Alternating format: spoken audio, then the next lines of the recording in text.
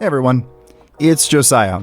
This week I'm going to be joined by longtime friend of the show, Jackal, who is also going to be joining the show as co-host for the month of October to talk about horror. That's going to be what we're doing in October. But before we get to the horror, today's episode is going to be just kind of a current events episode. There's been a lot of news, but I've been doing a lot of media-focused episodes.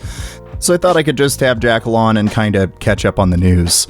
The timing on this worked out great because Jackal is a New Yorker and Eric Adams got indicted on a bunch of charges. So a good chunk of this episode, we get into what's been going on with Eric Adams. After this episode, I'm going to release the next installment of the Fruitless Book Club, hopefully a little bit later this week. And then from there, we're diving into spooky season and talking about all things horror. But before we dive into the episode, I do want to say that you can support this show on Patreon. For a mere $3 a month, you get access to all sorts of exclusive podcast stuff, including 2 or 3 or so exclusive episodes, sometimes little short bonus episodes, and then sometimes outtakes, deleted scenes from main feed episodes, little conversations or rabbit trails that I thought were entertaining, but, we're cut to save time. Recent Patreon episodes have included a series on the Righteous Gemstones, as well as the latest installment of the Music Exchange, a ongoing series with my good friend Josh Christensen, where we both bring an album that's personally meaningful to us and then compare and contrast them. This last time, we compared and contrasted Christmas Island by AJJ and Atomizer by Big Black. It's a pretty good one. If you like the show, want to support us, but, aren't able to contribute financially at this time, consider just leaving a review on Apple Podcasts. I'm going to get in the habit of reading those at the beginning of each episode whenever I receive a new one. So do that, and you might hear your wonderful words at the beginning of an episode right here, right during this period. And I think that's it. So on to the episode.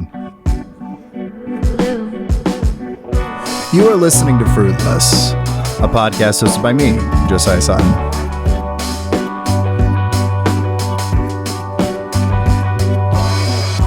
This is episode 45. The greatest city in the world, baby.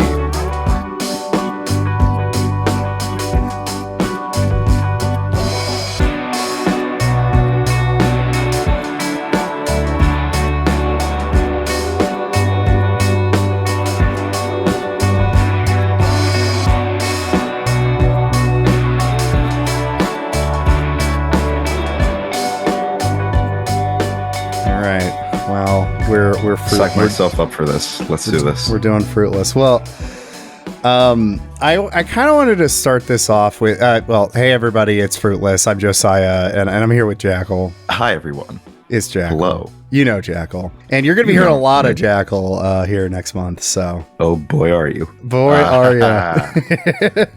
But until then, I just kind of wanted to, I don't know, I haven't had like a lot of current events stuff on the show lately. I had like one last month, and I haven't been doing as much current events stuff, and so I thought, I've been doing a lot of media episodes, and I'm going to be doing a lot of media episodes next month with October. We're getting into spooky season, horror season, the most wonderful time of the year. Nice little end of September before we dive into horror stuff. We can just like kind of talk about the news, pretty chill, casual.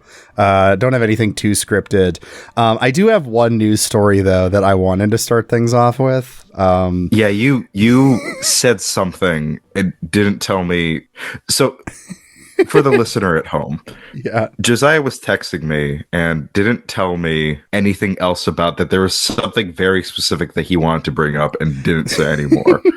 I thought about asking more, but it was kind of clear. Yeah, he's saving something about this. It must be pretty good. To me, it is. So I was having a shitty day yesterday, and it's so rare that it's a headline I see actually makes me smile. It puts me in a good mood. That doesn't happen often. The news is usually pretty depressing. Yeah, it's usually a pretty bad time. And this comes from SF Gate, so we're talking. I guess the We're talking California. We're talking the West Coast here. Headline from SFGate. LAPD raid goes from bad to farce after gun sucked into MRI machine.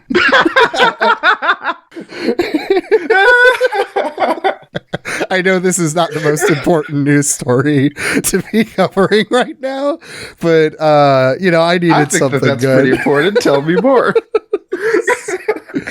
It just gets sucked in. So the LAPD did a raid on a medical imaging center in LA, and it was a pot raid. So. This is already where it gets stupid. So officers allegedly raided the diagnostic center, thinking it was a front for an illegal cannabis cultivation facility. Their evidence for this, higher than usual energy use. Like an MRI does. Yeah. Like those very big, expensive medical imaging. What are those called? What could those possibly be what called? are those? How do they? This is like a bit out of The Naked Gun. Yeah, truly. Like I see people in the comments being like, "This is like Reno 911." Like this is. I just and yeah. So their evidence was high energy use and then a quote distinct odor of cannabis plants in the area. Maybe any place where it's legal. Look, this is. One of the unfortunate aspects of weed being legalized is that people just will not stop smoking skunk weed out in public. That's just the part of that just happens. It's just part of it. Well, it's so funny too, because California has had this thing of weed being legalized, and yet Newsom just wants to still do the war on drugs about weed. And so they're in the LAPD and whatever, they're always just going after any slight infraction of licensing or permit or whatever in producing weed, trying to still act 2016 never happened and they never legalized it, because there's a whole other story kind of linked to this one where the LAPD had to return $800,000 in hemp or in cannabis that they had seized, because they were they seized this all of it, claiming that it was coming from an illegally operated company that permit had lapsed or whatever, and then that wasn't true. So yeah, cool. I'm still trying to get the image of how did the gun get sucked up in the MRI machine? So with this okay. This is funny. So even though this is getting reported now, I guess it's an older story. It's just now being made public. So it was on October 18th, 2023. I probably would really want this being reported too, if I'm honest. If it all right, if I'm can you leave this out of the report, please? Can you not I understand you have to cover, but can we just can we say it got broke? I kicked it. We rushed. Can we do that instead? I really don't. Can you not publish my name? Can we really just not talk about this?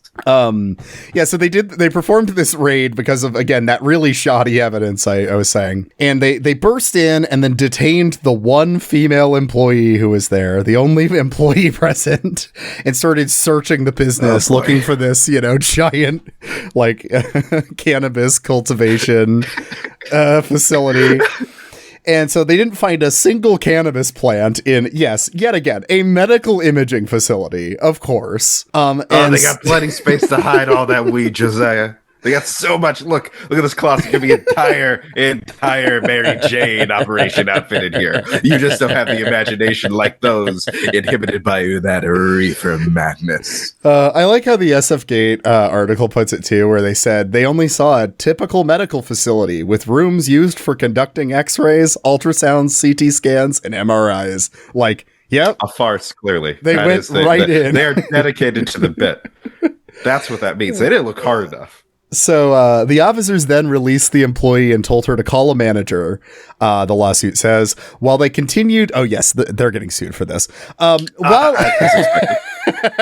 While they continued to wander around various rooms of the facility, the The plaintiffs say the officer's behavior was, quote, nothing short of a disorganized circus with no apparent rules, procedures, or even a hint of coordination. Now, at one point, an officer walked into an MRI room, passed a sign warning that metal was prohibited inside, with his rifle, quote, dangling in his right hand with an unsecured strap. Oh my God. The MRI machine's magnetic force then allegedly sucked his rifle across the room,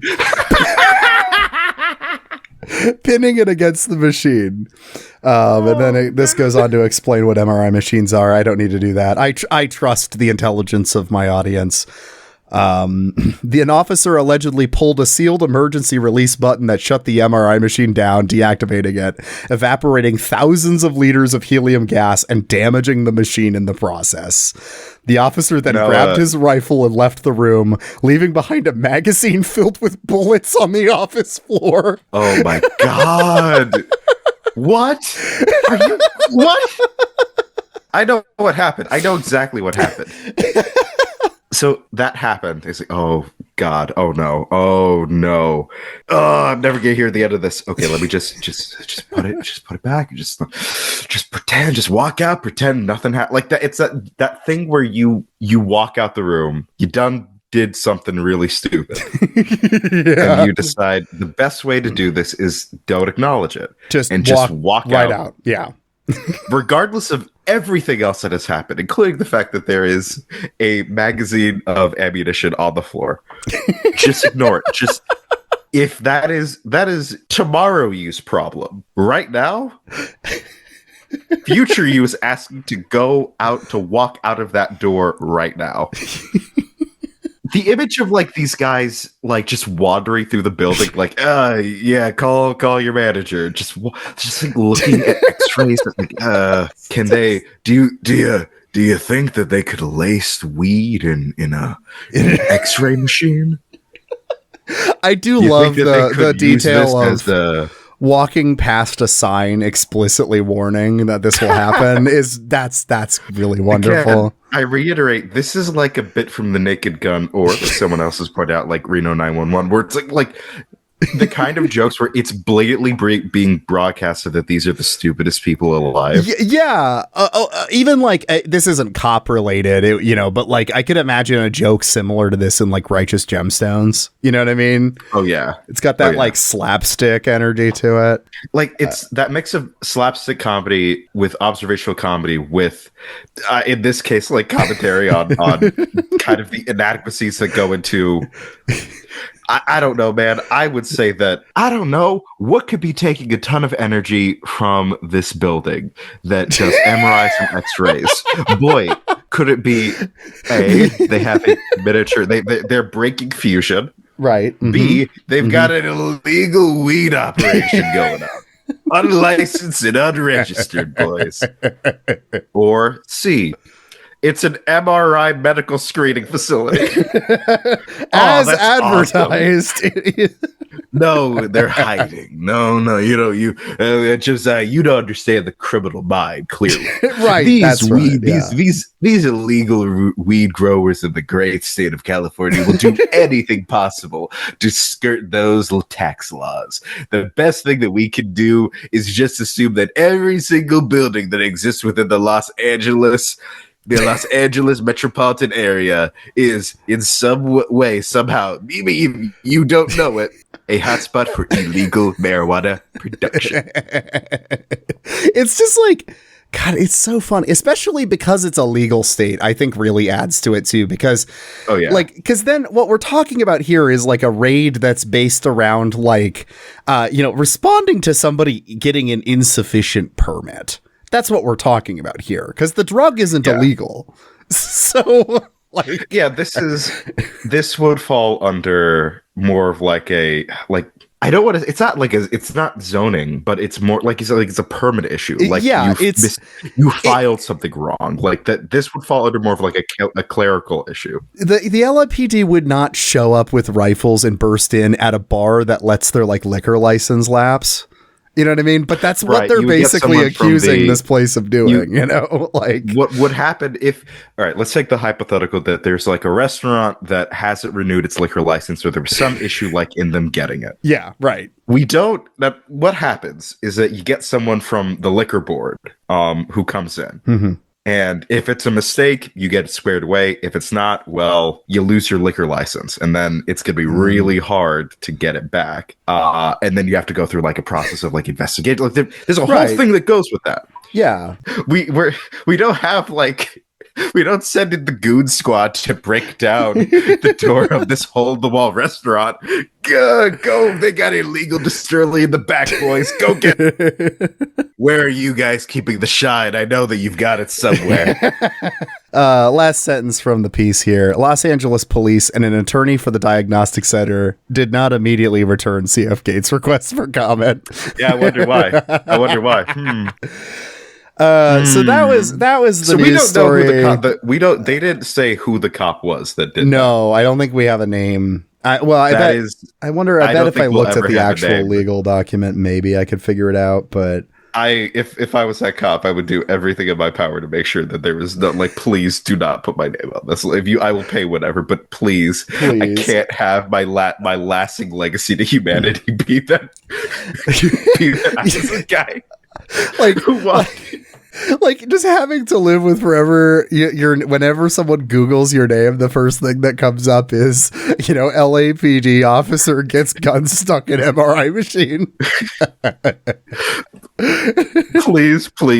please don't let my life be like a bit from I Think You Should Leave. Please don't do this to me.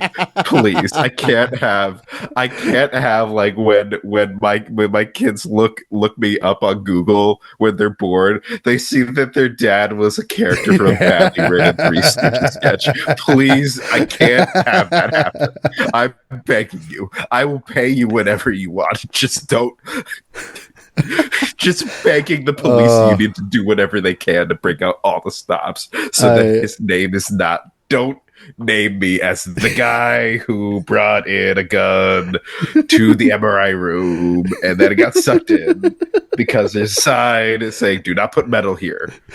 Oh man! Oh, that's awesome. The Looney Tunes ass LAPD. So that put me in a good mood yesterday reading this article. So I thought I'd share that with everybody before we get into other stuff. That gave me all the warm fuzzies, Josiah. How are you going to ruin that? Well, I mean, I don't know. Like, I don't feel confident enough to really tackle this issue because I'm not I haven't done enough reading and I'm not an IR guy. But, that's the positive story we put in here before we dampen the mood with Lebanon stuff, for instance, right now.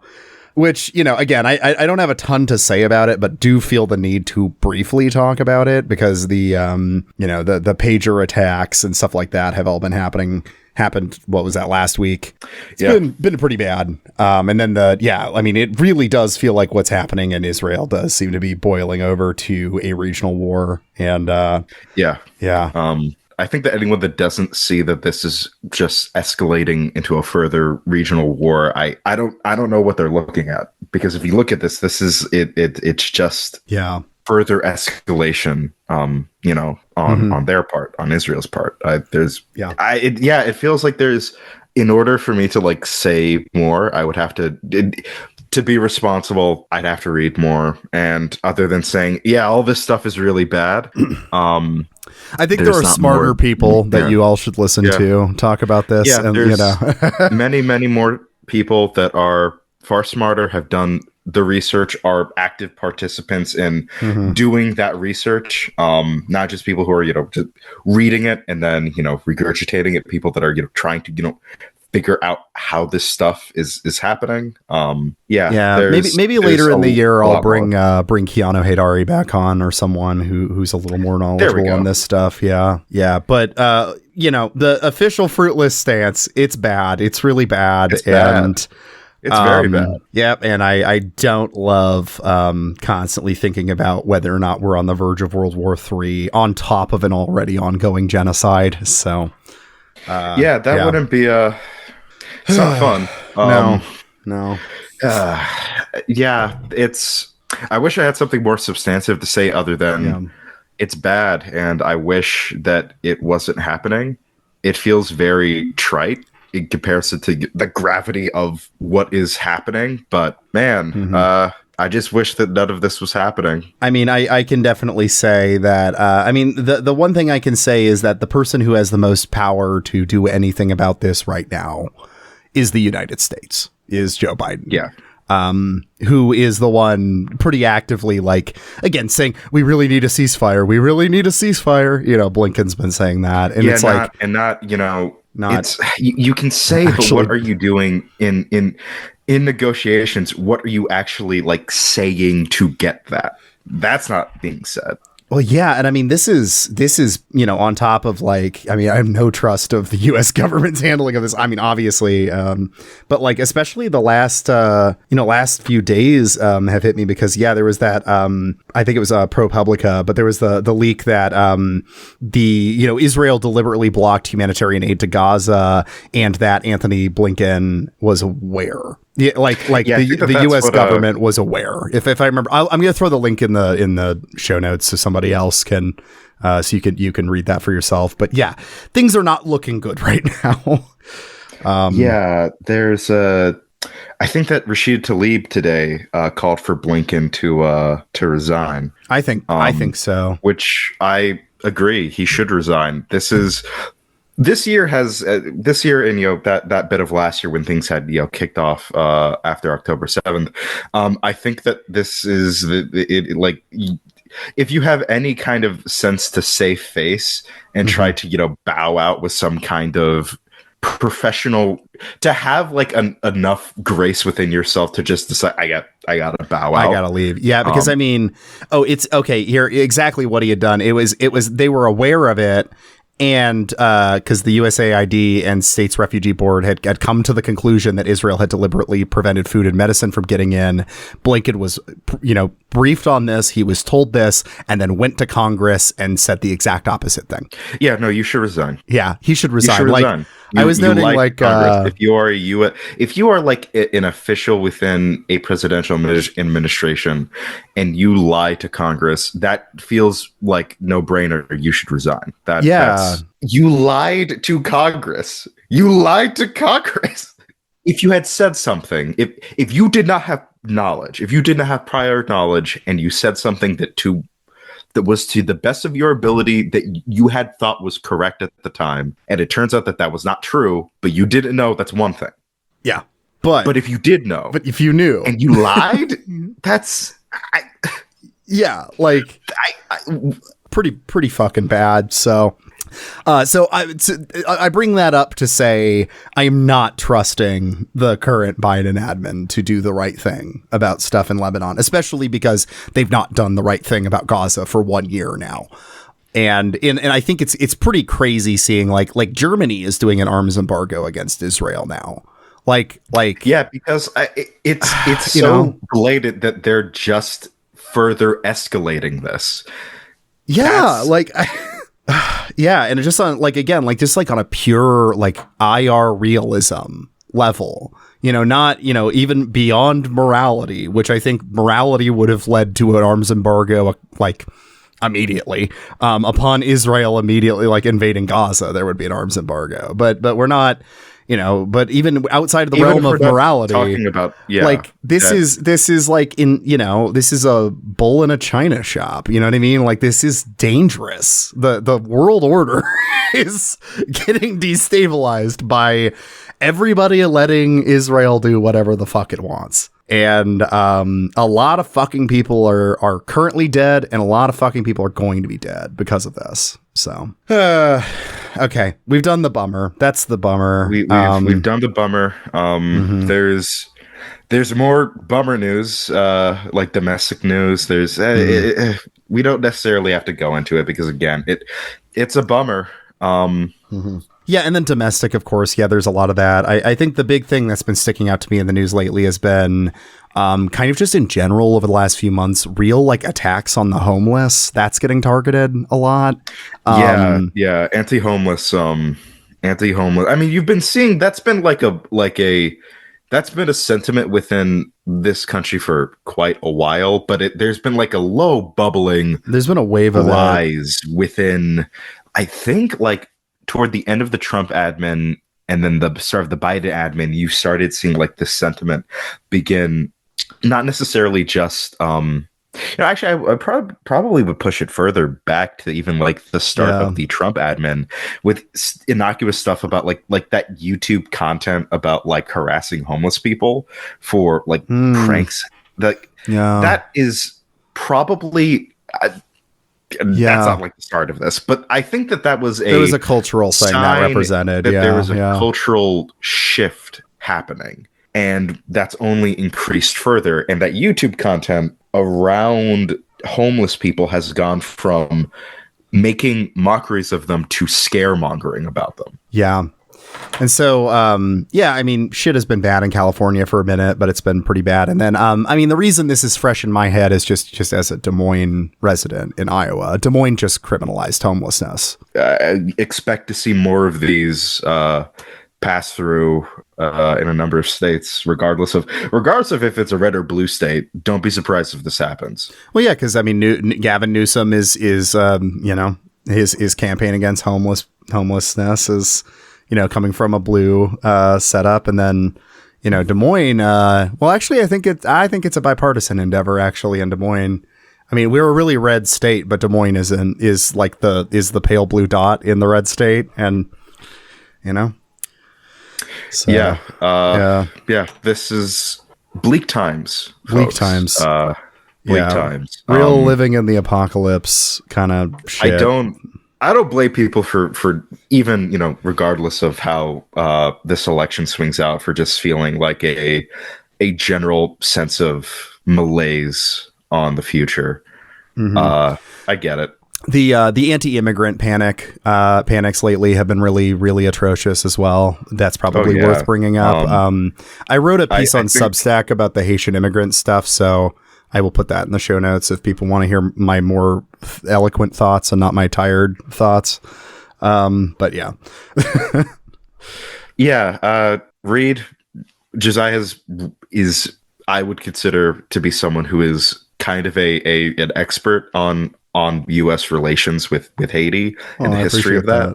As much of an expert as a history undergrad can be, I do want to emphasize. All right. As much as an expert as a history undergrad can be, but you have done a lot of the research and work into reading about the history of Haiti from before the revolution, after its relationship with the United States. I'm confident in you talking about Haiti. I think that you know a lot about it, and I would say if the listener has not, is not aware, go read that Substack piece. Josiah knows what he's talking about. Appreciate that. There is. It's disgusting. The doubling down on it is genuinely some of the. It feels weird coming from the Trump campaign too, because you're kind of used to just like, they're going to say racist stuff about immigrants, like that's. But I think it's the fact that like there's something so disgusting in the way that they're targeting Haiti, and there's something so old timey racist about the way that they're doing it too. That it reads far more blatantly xenophobic. And they eat cats thing. They eat cats and stuff like that. Like it's got that like old timey like libelous, like I don't know, just racist caricature feel to it. This is something that is leveled against. I think that like stuff about this, about like immigrant populations, national political figures going pretty far back, would kind of stay away from something that blatant. In this case, not for Donald Trump or JD Vance, who has no problem in demonizing his own constituents of Ohio. The fact that he asked, he called the mayor of Springfield and asked, hey, is any of this, is there any truth to this? And the mayor said no.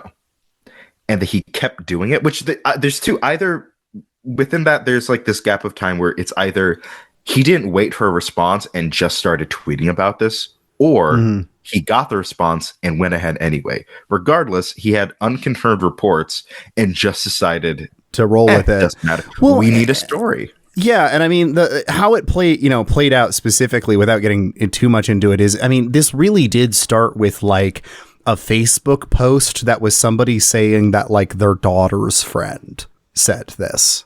You know, it was like their neighbor's daughter or something like that. I don't remember. Yeah, but it was like, it's three people removed. How could anyone with like a functioning brain ascribe any kind of foundation to this? Like this is like gossip stuff that you hear from your racist neighbor. Yeah, it really is. And, and then, I mean, and Vance knows he's lying, not just in like the way you just laid out where it's just kind of, you can put two and two together, but in that he straight up said it at some point. Yeah, you know what I mean? That was a CNN interview, I think. Yeah. Where like they asked, like, are you aware of like, yeah, I know I'm lying. He said like... Yeah, I think if I remember the exact quote, just so that we don't do any libel here, although I love libeling JD Vance, to be clear, but just to cover our bases here, I think specifically what he said was... The American media totally ignored this stuff until Donald Trump and I started talking about cat memes. If I have to, but it wasn't just a meme, create stories so that the American media actually pays attention to the suffering of the American people, then that's what I'm going to do, Dana, because you guys are completely letting Kamala Harris coast. And I mean, that's basically just a confession, but there's a like little bit of plausible deniability built in there. Well, I mean, that's not a surprise for Vance, because if I don't know if we want to get into this, that might be a separate thing I'll have to kowtow Josiah to do, but the Mark Robinson debacle that's been happening in North Carolina. No. Actually, I was thinking about trying to bring that up. So maybe we just talk about that too. Yeah, let's because boy, oh God. I felt like I needed to take a shower after reading some stuff that he said, man. It's gross. But that whole debacle that has come out about gubernatorial candidate Mark Robinson, for the listener at home, I think that it's pertinent for you to kind of get the kind of person that Mark Robinson is, that this, that like this news has kind of given people a wider picture. On a adult website called Nude Africa, in the forums of that website. And also, we can't, no, don't, just move past it. We cannot focus. Yes, so on a porn site forum, to be clear. Yes. The forum, by the way, the forum. Where allegedly a username ascribed to Mark Robinson, a username that appears to have been tied to an email account that he had used, and a username that he also used on a miniature website forum where he uploaded pictures of military miniatures that he had painted. They belonged to the units of the German military during conflicts in World War II. Oh my God. On the forum of this adult website, he had said such things, such as, describing himself as a black Nazi. Calling Martin Luther King Jr. numerous racial slurs that I do not feel comfortable saying. Specifically, I'm not gonna say that. But on a podcast mostly listened to by white people, I don't really feel comfortable doing that. What he's like, the not obviously not saying the thing, but the framing of it is even funnier, because he's like, if this is what I would call MLK Jr. if the KKK let me in. Despite being black. That was the most insane. So it wasn't just that he called everything. He was like, I would join the KKK, but they don't let they won't let me in. But I would totally join. Like, that is insane. So man. That's crazy. It's in that context that he then says the slurs about MLK Jr. It's like, this is in his head the hypothetical scenario of the slurs he would say if the KKK allowed him to join. Yes. What a fucking insane thing to say. He said that if slavery wasn't allegedly on this forum, he had made comments that slavery should be reinstated. It wasn't a bad thing. In fact, he probably would own a couple slaves too. Jesus Christ. Also, multiple comments about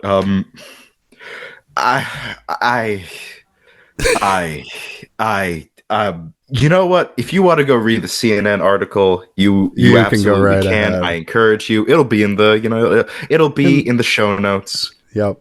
Man, that was a crazy morning. It is filthy. When that story dropped, it was kind of a crazy morning because I was literally like I was writing my Friday Substack and I was like, oh God, I don't know what to write about because I hadn't watched any movies that previous week or anything. So I'm like, God, what am I going to write about for the media roundup? And so I was like, well, let's see what's going on in the news. And it was that morning was when that story broke. And then the Olivia Newsy story related to RFK Jr. broke. Oh my God. Yeah. We got it. Oh man. And then on back Twitter, on top of that, this story is still in the works. And so again, covering my bases, I'm going to add a bunch of allegeds here, but there is currently allegedly an email address that is associated with Christopher Rufo that was listed in the Ashley Madison leak. Somebody dropped that. So I didn't know about that one. That one has been really interesting too, because he's trying to he's trying to push back and he's trying to prove that it's not him. And it seems from what I've seen, and again, alleged, I'm not sure. It does certainly seem like it lines up because a couple other people independently were able to be like, hey, okay, here's some interaction I had with Chris Rufo using the same email address at one point. And so then they tried to lash out at the journalist who was making this accusation by showing that they could randomly sign up for an OnlyFans with her name to be like, see, you could do this to anybody. But there's more than that. Like, for instance, the location that's like listed attached to the email address was explicitly the place that he only briefly lived for 1 year. That was at the time when the leak happened. There's like a bunch of stuff like that. That's like, no, this isn't just somebody made up a fake account in your name or whatever. This is linked to like a business email you use. So, yeah.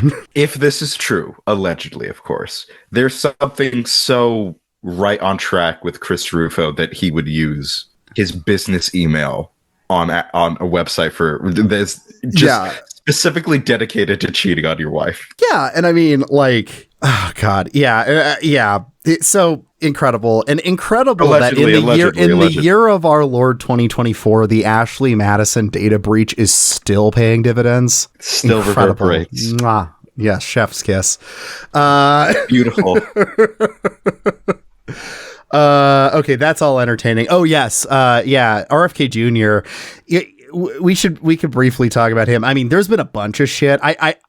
We've been talking about maybe at some point here, once it feels like there's a nice wrap on the story, we should do an episode that's just you and I doing a profile of RFK Jr. because you've been kind of obsessed with RFK's shit this last year. Well, that just broadly, he's brought me into like reading about the Kennedy family and the Camelot era, and I every new thing I unearth is like that image of that guy in a Lovecraft story. Like I feel like I'm Russ Cole from True Detective. I must bear witness to what I am witnessing. I must bear witness to what is truly the most American family. It's charting some incredible. Of the darkest parts of American history, of modern American history. And RFK Jr. specifically, we're gonna have to do once like this, once there's like a wrap up where after this election, after things sort of settle, we'll have to do a profile on RFK because he's he is in of himself like an interesting figure of charting the descent of the Kennedy family in terms of its political influence. Yeah, I think if you talk about RFK Jr., like do a kind of story of him episode, it would end up being kind of a like micro history way of looking at the just like decline of the American empire. Yeah, because you have at least like, on some cultural level, you know, it's like once the great dynasty has become so inbred and insane, you know, because like his political predecessors are, JFK, and his dad, RFK Sr. Like those are some of the biggest figures in American, not just like Democratic Party history, like American politics and American history.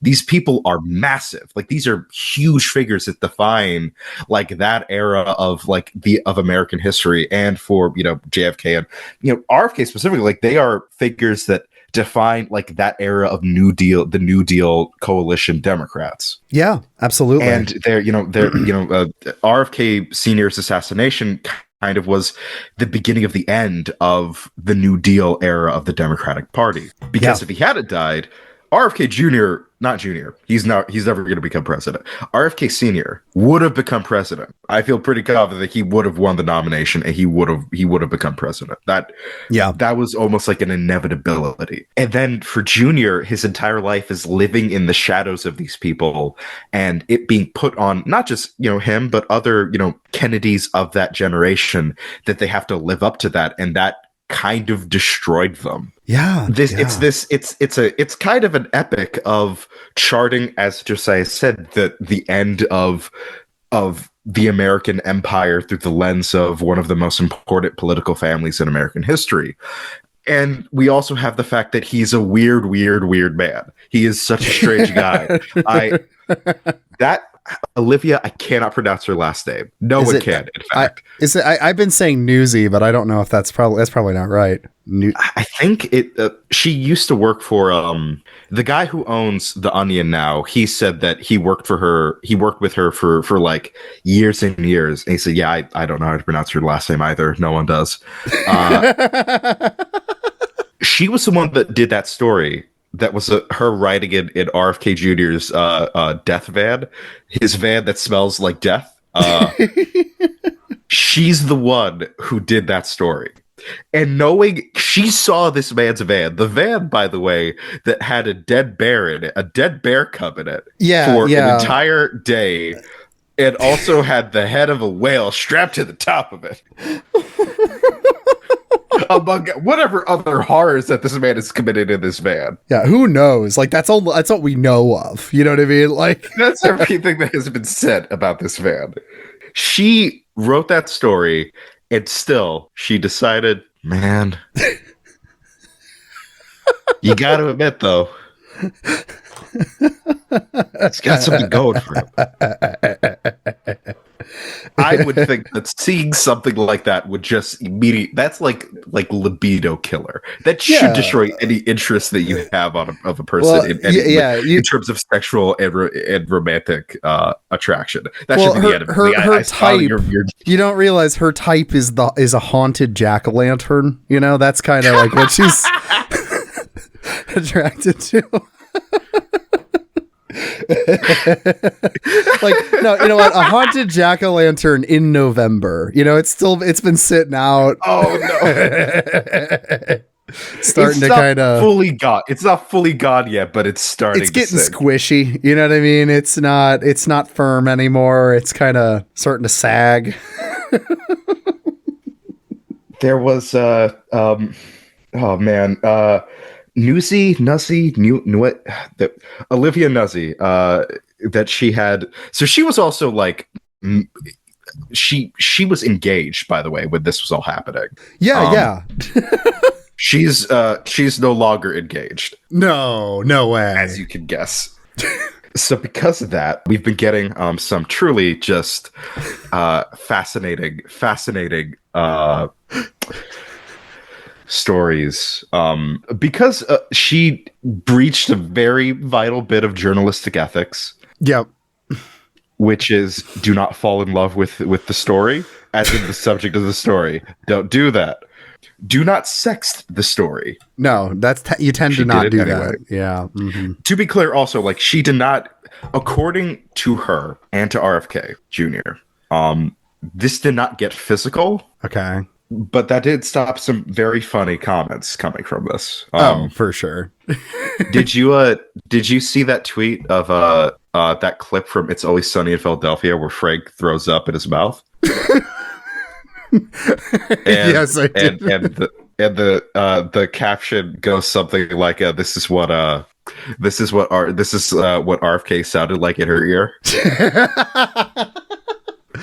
There were a lot of good. Again, how can you listen to RFK and like, yeah, that gets me going. He's just.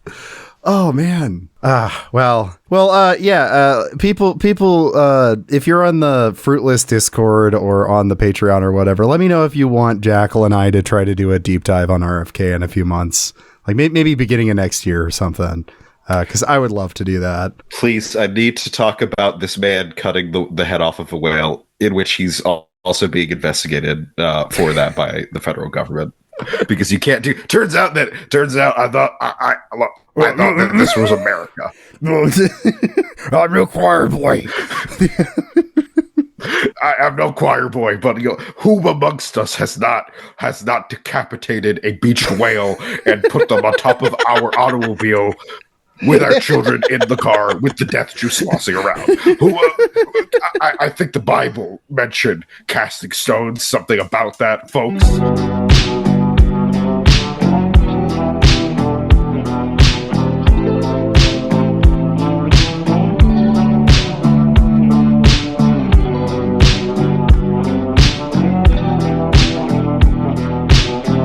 Well, I think we should move on to the headliner for tonight.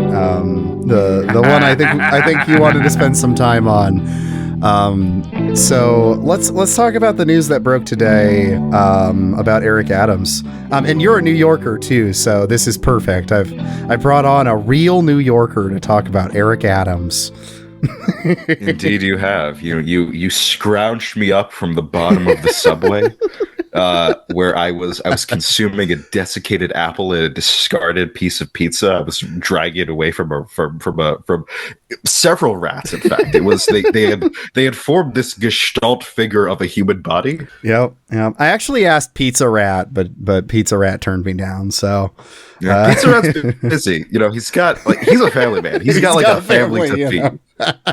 He's got a whole bunch of little rat babies that he has to feed. Hence the pizza. So yeah, I get it. Also, not a fan of Eric Adams. His anti-rat crusade. Yeah. Oh yeah, that too. More specifically, that. But also, the library cuts. It turns out Pizza Rat, fan of the public libraries. The glue of those books, very tasty. So what's been going on in the, as you say, the greatest city in the world or whatever? The greatest city in the world, baby. Yeah, what's going on there? Oh, man. Am I glad that you ask?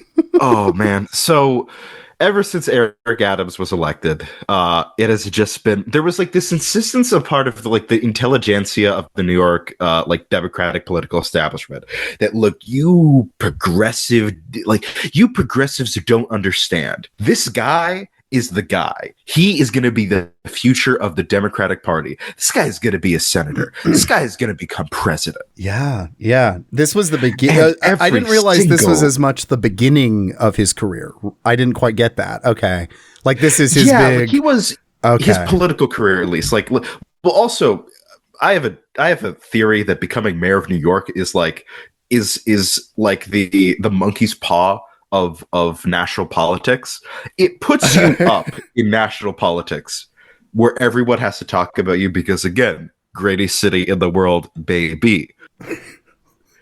However, you were also probably a very weird person. What are you talking about? There's never been a weird mayor of New York. No, they've all been very, very normal people. They've all been so good. I mean, we have...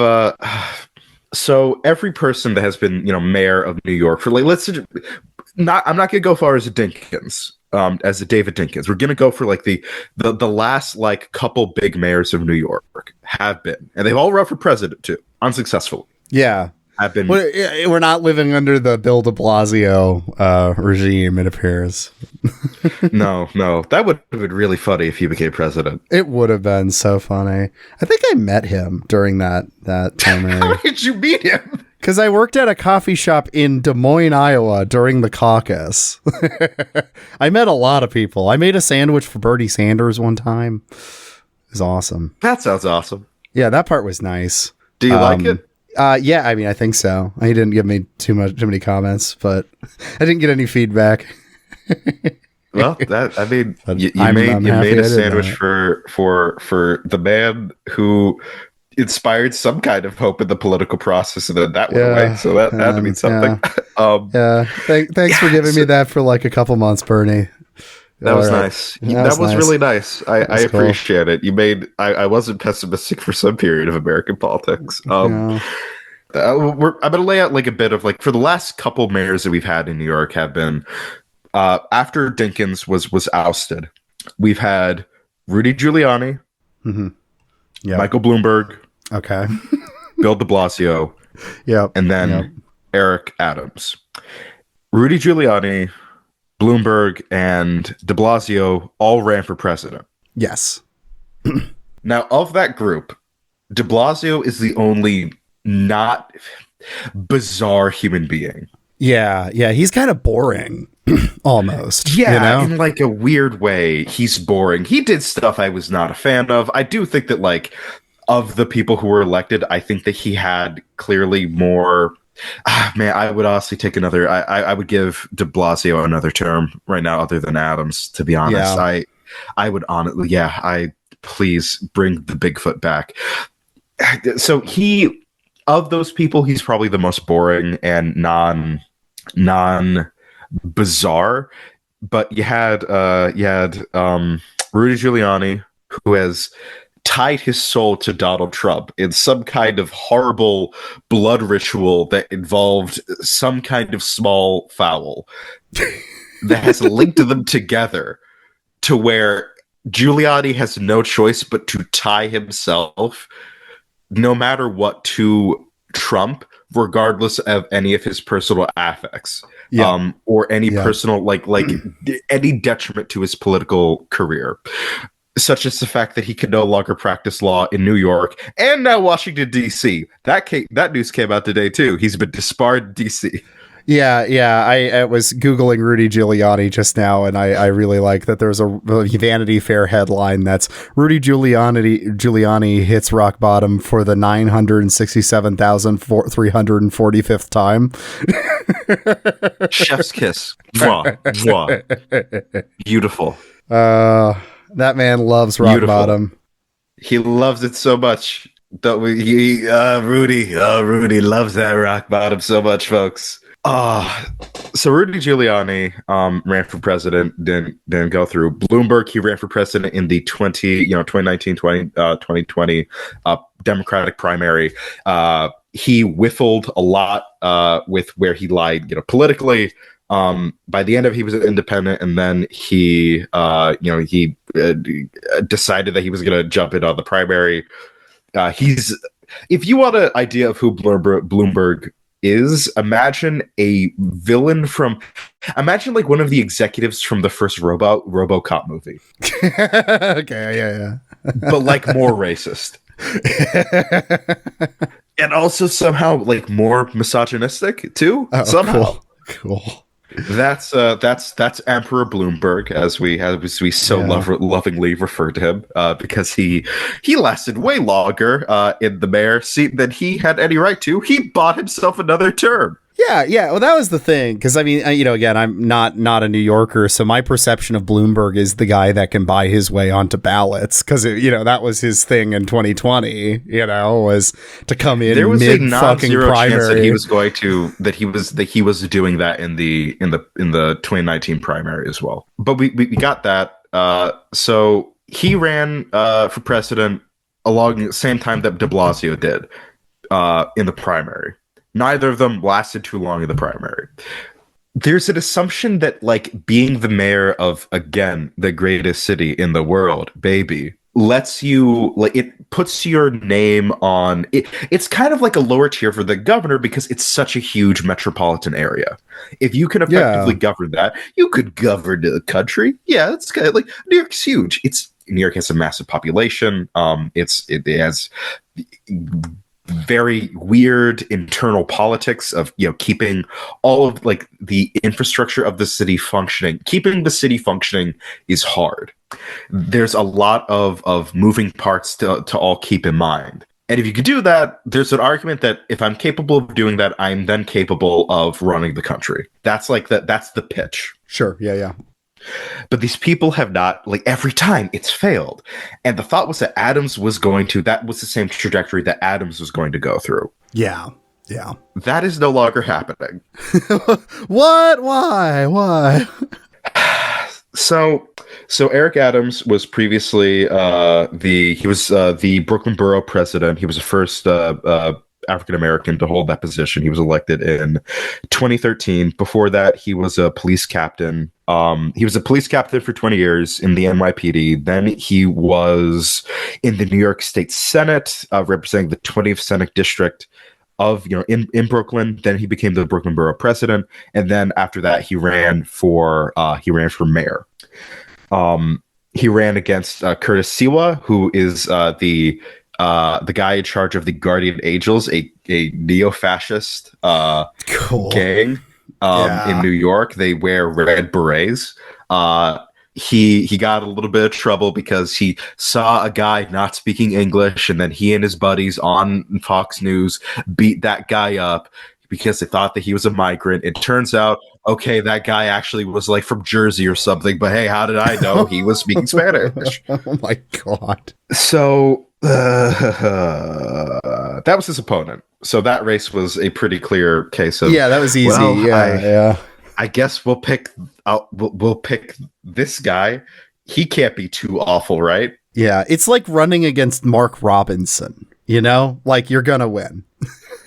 Yeah, like, look, there's who are you really gonna vote for Curtis? Are you gonna do it really? Really? Come on, man. Be serious for a minute. So he ran. He had been mulling it for a while.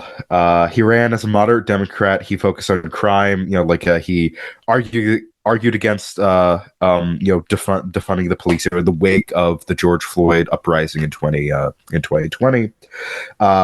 He was in favor of we'll totally do police reform. And by police reform, we mean, giving more money to the NYPD, further, just funneling more and more money to them. The problem is they don't have enough money. They don't have enough money. Exactly. That's underfunding is such a huge problem. Don't look at the budget reports for this year, by the way. Don't do that. But yeah, he was the fuck you to BLM candidate of mayor, as mayor, because he was in 21, right? So it was like afterwards. He's the black face of like the moderate Democratic response to BLM. Oh God, I thought you were going to say, God, who was that candidate? The Republican candidate who would say, I'm the black face of white supremacy. God, who was that? Oh my God, wait, who was that? I don't remember that. He was saying it ironically. Larry Elder. Yeah, there we go. Yeah. Oh man, I forgot about that. Yeah, sorry. The weird special election in California. I worked. Yeah. That. Sorry, that was like an intrusive thought. That when you said the black face, my brain just filled in the Larry Elder quote. I don't blame you. I kind of memory hold Larry Elder because it turned out that all just didn't matter. None of that mattered. Yeah. So Adams was initially was not like the favorite to win that race. He trailed most of the time. He trailed Andrew Yang, who also ran for mayor of New York. in 2021, he ran for mayor of New York. He kind of trailed him in polling. However, his standing grew in May as it kind of became clear that we're gonna need to pick somebody. I guess this is the guy.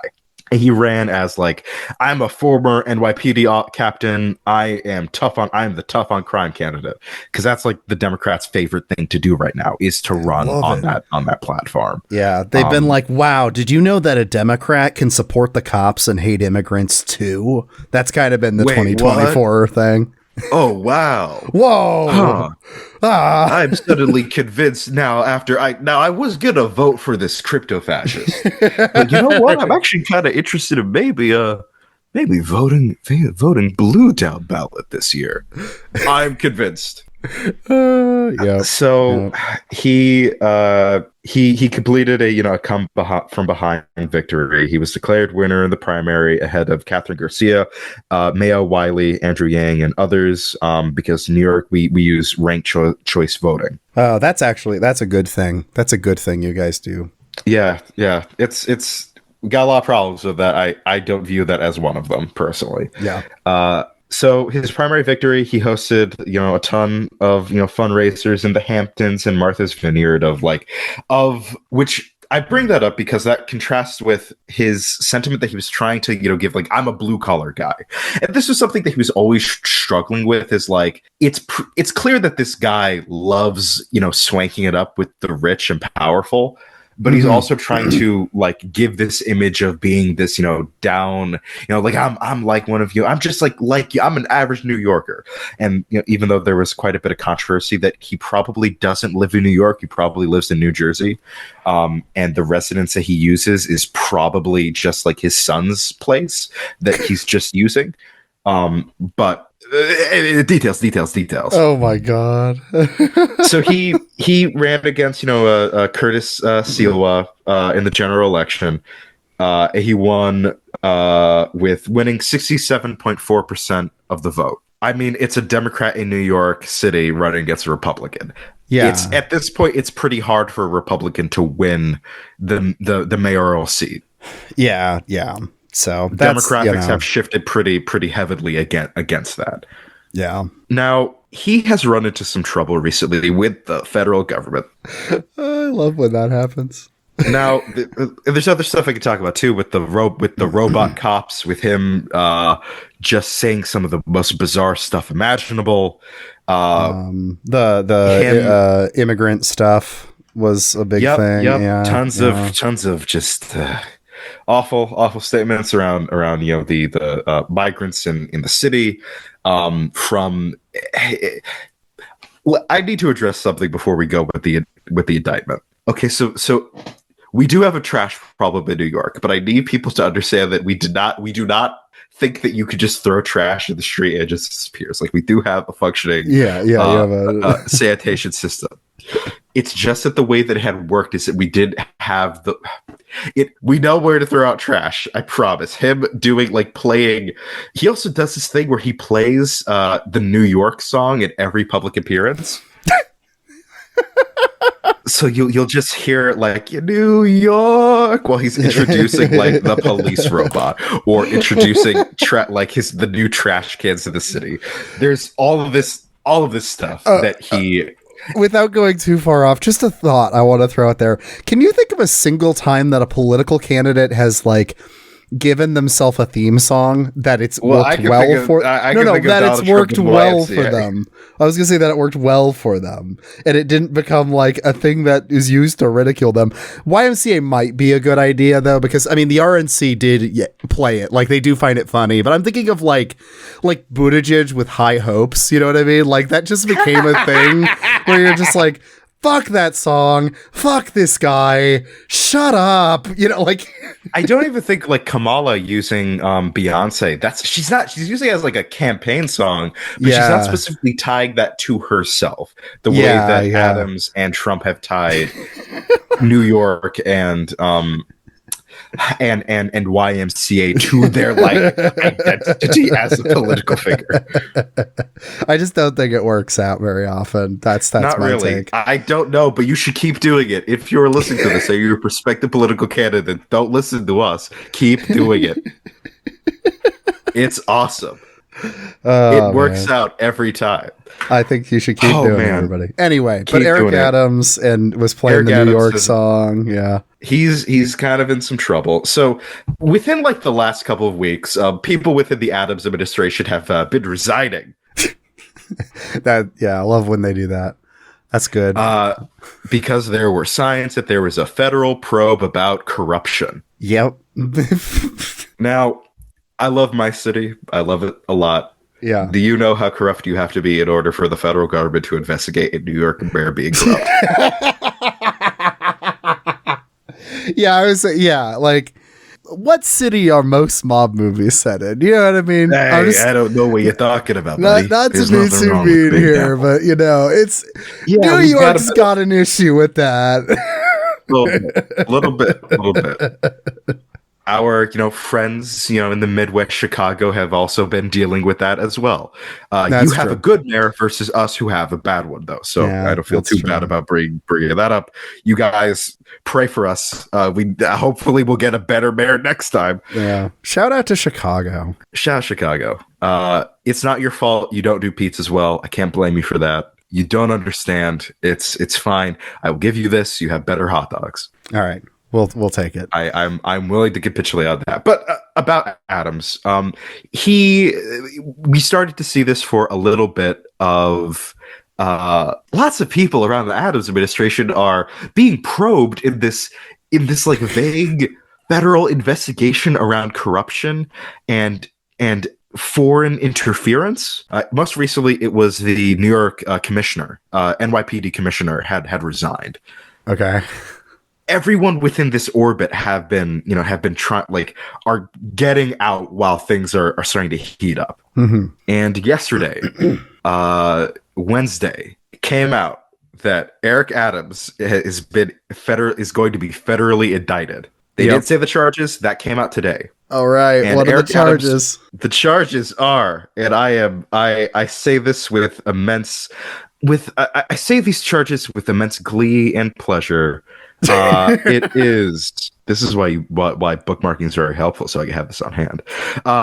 So he has been indicted on federal charges that he has accepted bribes and illegal campaign contributions from foreign sources, specifically the Turkish government. Yeah, there we go.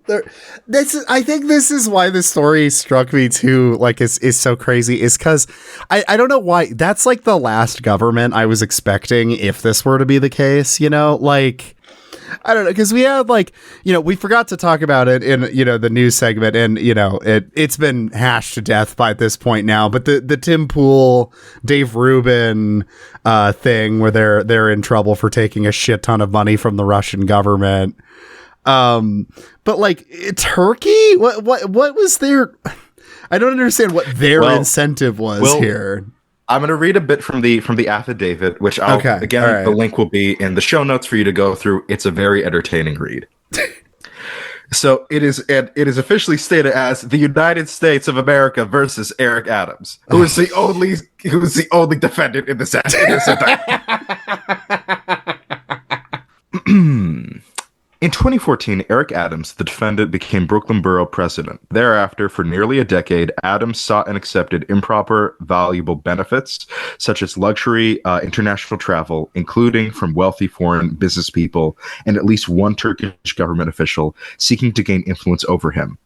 By 2018, Adams, who had by then made his plans to run for mayor of New York City, not only accepted but sought illegal campaign contributions to his 2021 mayoral campaign, as well as other things of value from foreign nationals.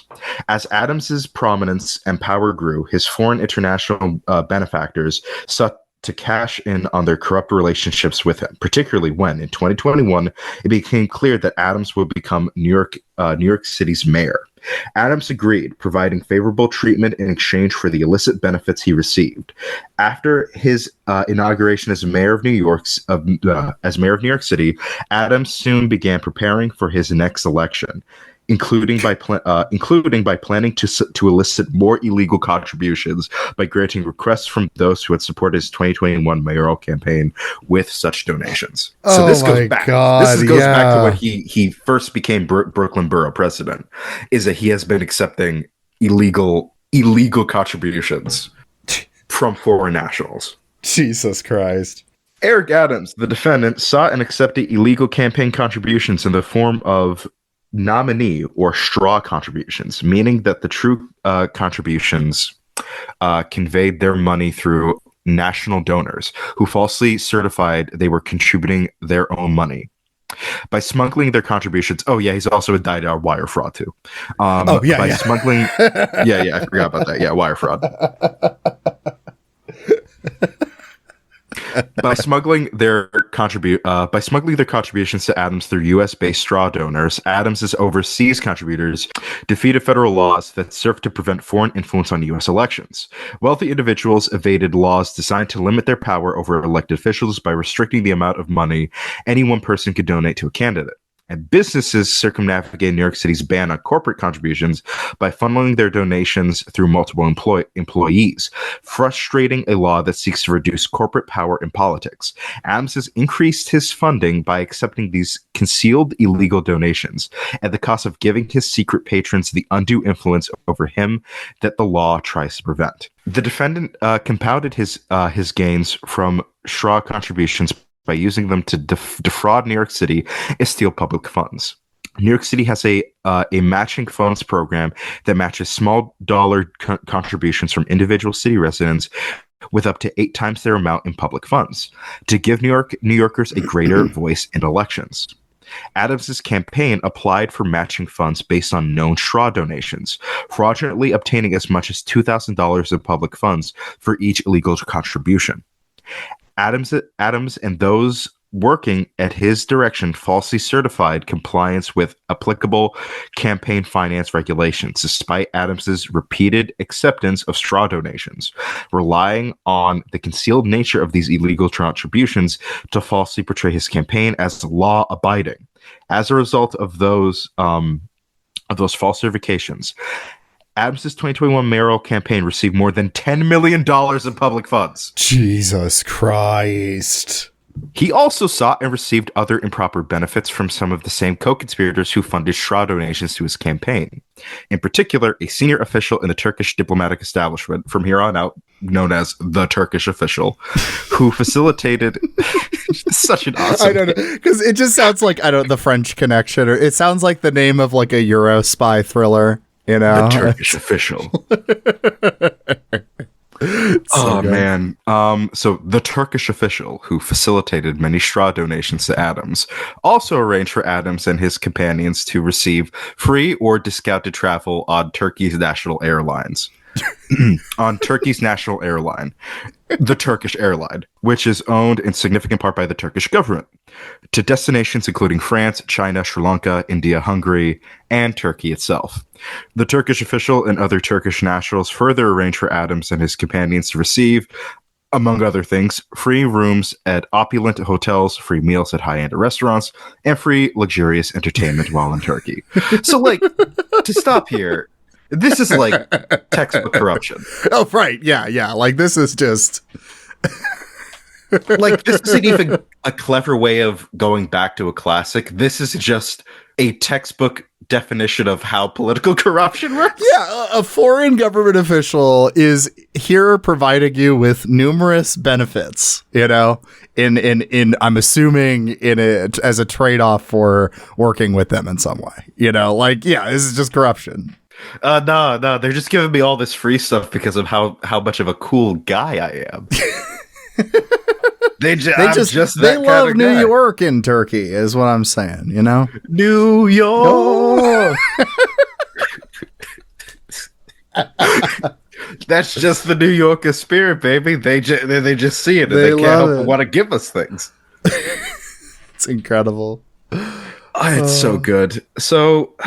To continue on with the indictment, and we're gonna just go over a little bit of that. We're gonna go to some fun snippets that are particularly egregious for Adams. And again, I really need to emphasize to you, Adams is the sole defendant of this document. Yeah, there's no one else. Not named anyone else in this document.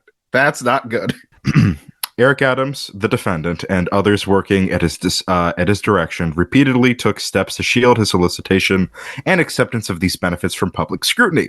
Adams did not disclose the travel benefits he had obtained in annual financial disclosures he was required to file as a New York City employee. Sometimes Adams agreed to pay a nominal fee to create the appearance of having paid for travel that was, in fact, heavily discounted. Other times, Adams created and instructed others to create fake paper trails, falsely suggesting that he had paid or planned to pay for travel benefits that were actually free. And Adams deleted messages with others involved in his misconduct, including in one instance assuring co-conspirators in writing that he always deleted her messages, which he did not do. Because we have them now. No, this is so funny because it makes me think of I used to work at in high school a grocery store's bakery. So for Iowans, Hy-Vee, their bakery. And they do this cool thing where they throw away like 2 or 3 trash cans full of bread every night. Because it's not fresh anymore. And I always thought that was bullshit. And so part of like how I dealt with that is I'd like take some of it home. And then they got mad at us for quote unquote stealing the bread that was going to go in the trash can. So to get around that, what we started doing was printing out tickets for like 1 cent and then going up and buying it at the self-checkout. And I just really love that Eric Adams did that, but for Turkish Airlines. Yeah, same thing. Which is, but even then, if I was engaged in the kind of blatant political corruption that this is, I would like to think I would maybe cover my ground a little bit more. I think I'd be better at corruption than this. Yeah, I'm going to give us this. I think that many, you and me, and everyone listening to this, would be better at political corruption than Eric Adams was. I mean, the fact that I really can't emphasize, nah, bro, I totally deleted your messages. Don't worry about it. And then don't delete the messages. As the FBI reads off in the federal indictment on me receiving free gifts from Turkey. So in September 2021, so the Turkish official told Eric Adams that it was his turn to repay the Turkish official by pressuring.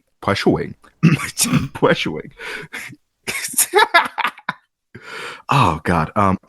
By pressuring the New York City Fire Department, FDNY, to facilitate the opening of a new Turkish consular building, a 36-story skyscraper without a fire inspection, in time for a high-profile visit by Turkey's president. At the time, the building would have failed an FDNY inspection. In exchange for free travel and other travel-related bribes in 2021 to 2022, arranged by the Turkish official, Adams did as instructed.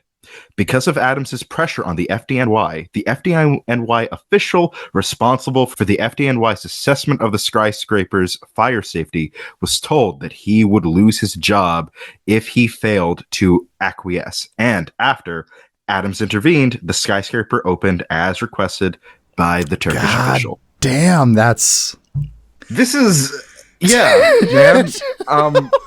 Again, cool mayor, man. Such a cool mayor. He's so normal. I'm not saying that Bill de Blasio wasn't corrupt. If you're a mayor of New York, look, you're corrupt. That's just it's just part of the, part and parcel of the office at this point. Wish it wasn't, but that's the way that it falls. But maybe be less blatant about it to the point where this is coming up as like a trope in old mafia movies. Yeah. Like, this is like the structure of a plot of a noir movie. There's some political corruption going on in the mayor's office. He's trying to get this building past inspection when it's not up to code. All because he's being greased by a man called the Ottoman.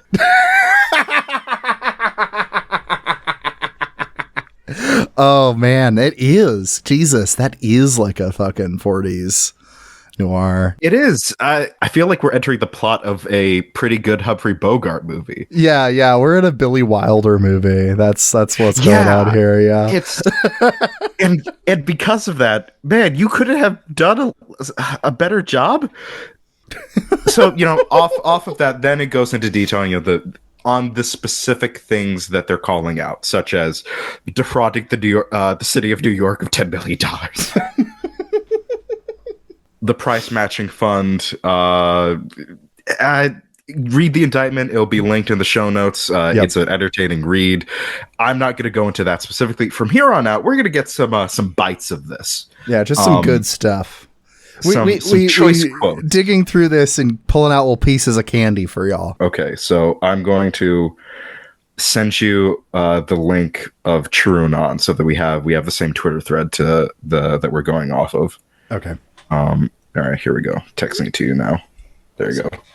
Okay, so shout out to TrueAnon for making this thread of some of the best parts of this. Very helpful. There's also going to be other people that I'll pull out who have, cut out some of the really interesting bits of the document.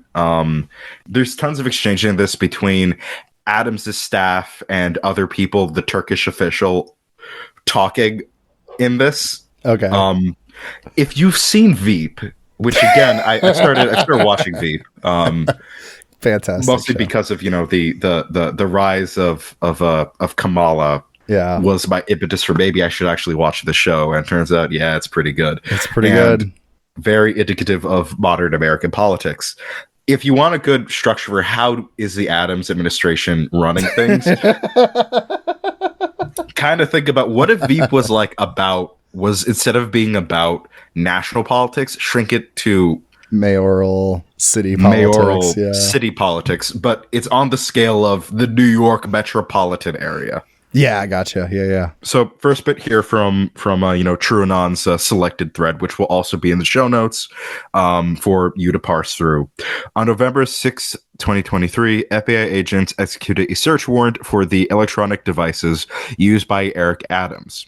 Although Adams was carrying several electronic devices, including 2 cell phones, he was not carrying his personal cell phone, which is the device he had used to communicate about the conduct described in this indictment.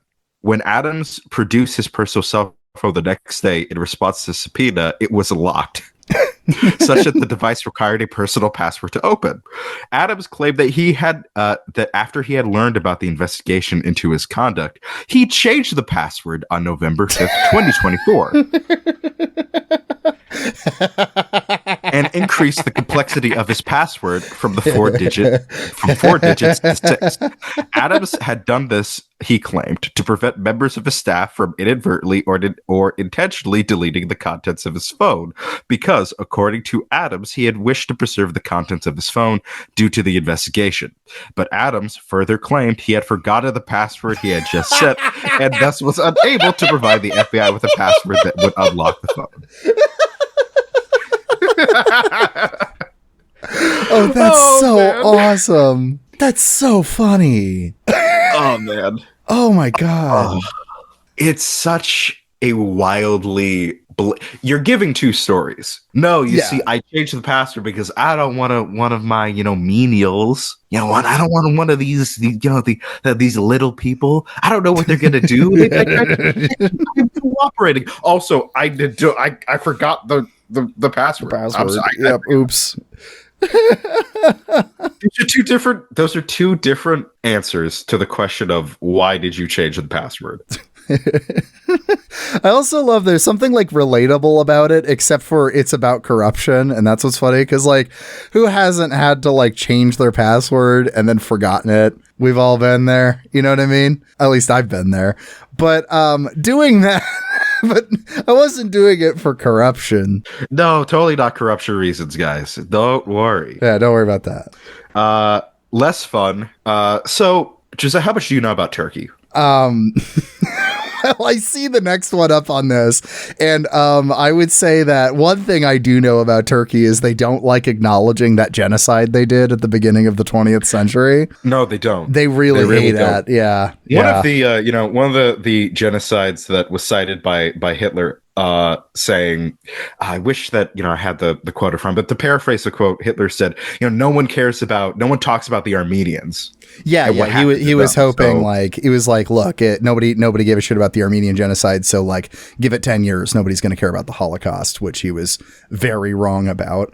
It turns out the mass industrial killing of a people is kind of something that sticks out to everyone around any living memory. Yeah. So it is tragic, though, that there isn't that legacy around the Armenian genocide as much. It is tragic that he is correct. A lot of people have forgotten it. But anyway. Yeah, a lot of people have forgotten it. It feels like it's a little bit more well known now because of the way that Turkey acts when it's brought up. That's kind of a Streisand effect happens because they get so weird about it. Yeah, it does. So April 21st, the 21st of April, 2022, the Turkish official messaged an Adams staffer noting that the Armenian Genocide Remembrance Day was approaching and repeatedly asked the Adams staff for assurance that Adams would not make any statement about the Armenian genocide.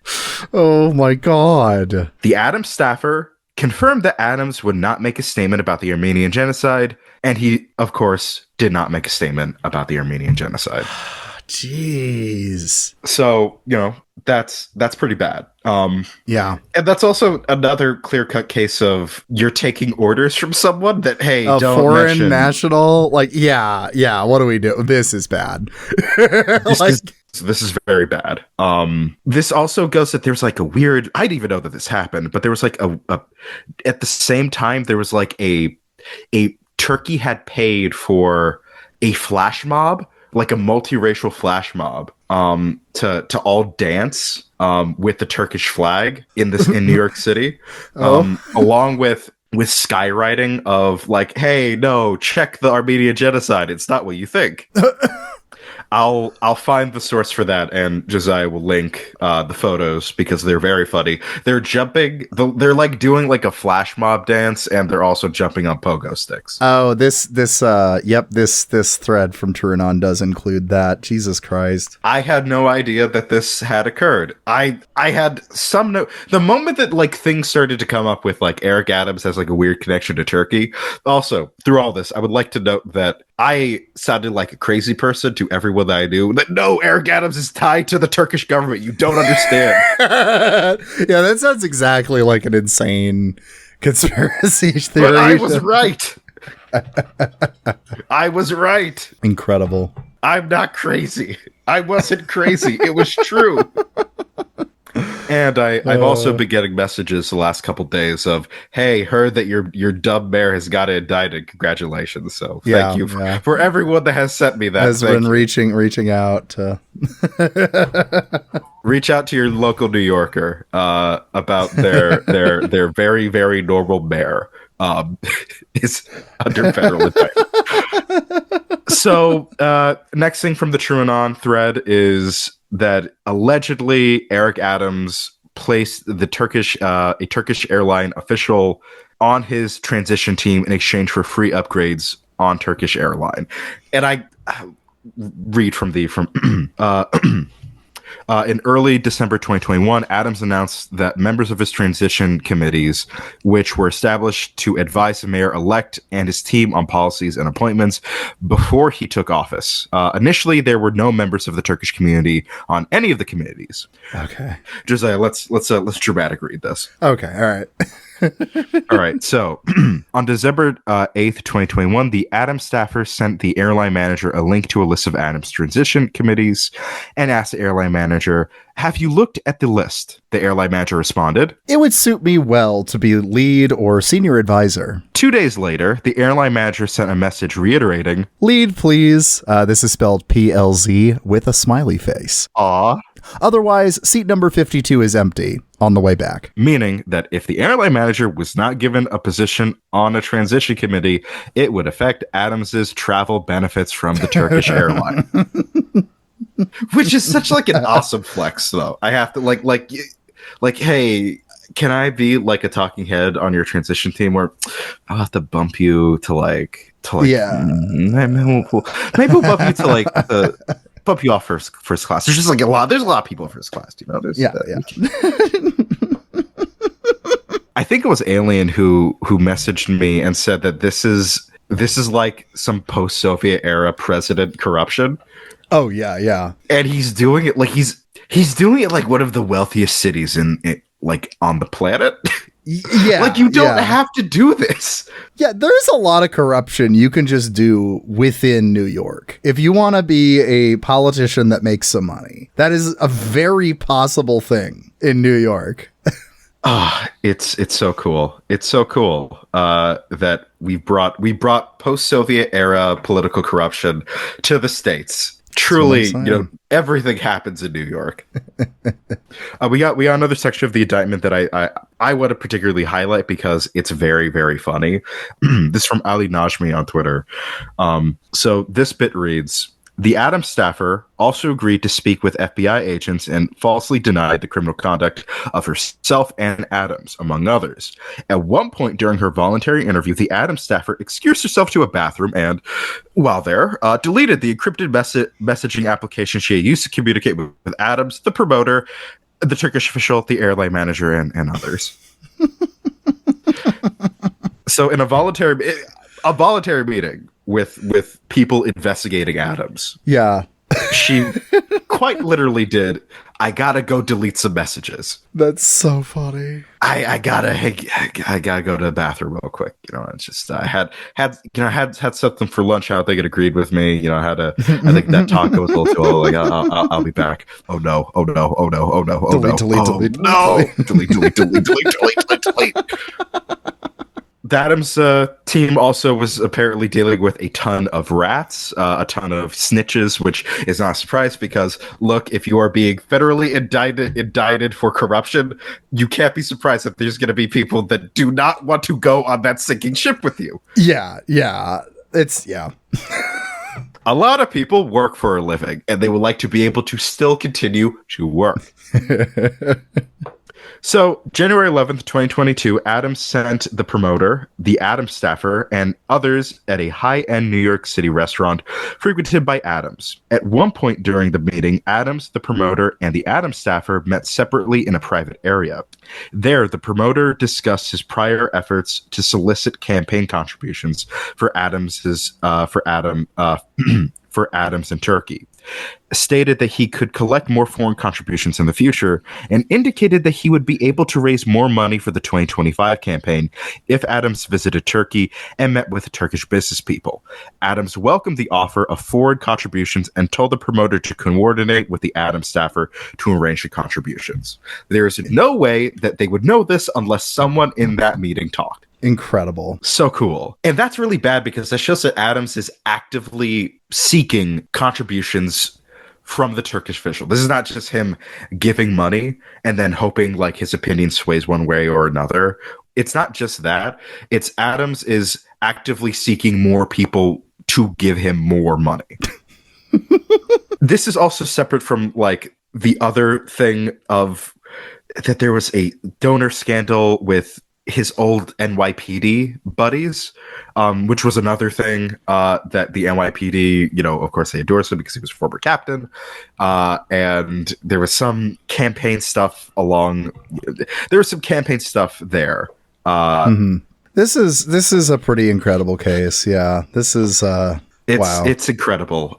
There's so much more in terms of just the sheer glut of evidence that they have against Adams. It's kind of amazing that they've been able to complete such a profile, which shows that Adams was not very good at this. No, man. It's really wonderful. It's really wonderful. I mean, all of this like corruption stuff that's been coming out the last year has been really entertaining. Because I mean, like, yeah, like I think I mentioned earlier, the Tim Pool stuff happening, you know, a few weeks ago, and then now this. It's incredibly funny seeing how many of these people, you know, from politicians to just like political commentators are just all, being pushed around by various foreign governments and taking bribes. And it's just, oh my God. And so blatantly, the thing about it with all of these recent scandals is that they're all either incredibly incompetent or so arrogant that they just didn't even care enough to assume to have some kind of due diligence in actively seeking foreign money to either, in the case of the Pim Tool and Davy Rubin scandal, actively promoting Russian propaganda, or in this case actively facilitating like a line between you and Istanbul for some reason. I'm still unclear why Turkey. I don't know why. That just doesn't. He went to Istanbul a lot too, like a lot. I'm like,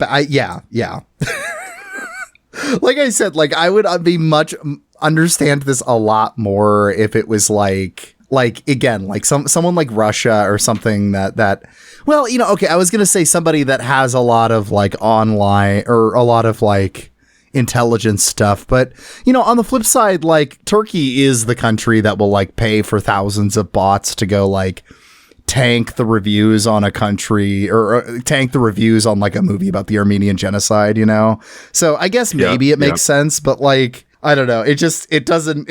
I don't know where it fits into the bigger geopolitical picture here of like why does Turkey specifically want to be influencing New York politics so much? I don't know. It's very interesting. It's very funny. So I think we have a rough idea of the trouble that Eric Adams is in. Yeah. But I don't think I've painted enough of a picture for you of Eric Adams, the man and the mayor. Yeah. I would like to read a quote for you of that Adams said in 2023. While ordering French fries, while ordering French fries, unprompted, he said, "This is going to be one of the most fascinating mayoralities." No one says that. Mayoralities in history. He later added, "Anyone who believes there's not a God, they need to watch my journey." Eric, I believe. I believe you. Yeah, no, I agree. Yeah, if you want evidence that there's a wrathful God, You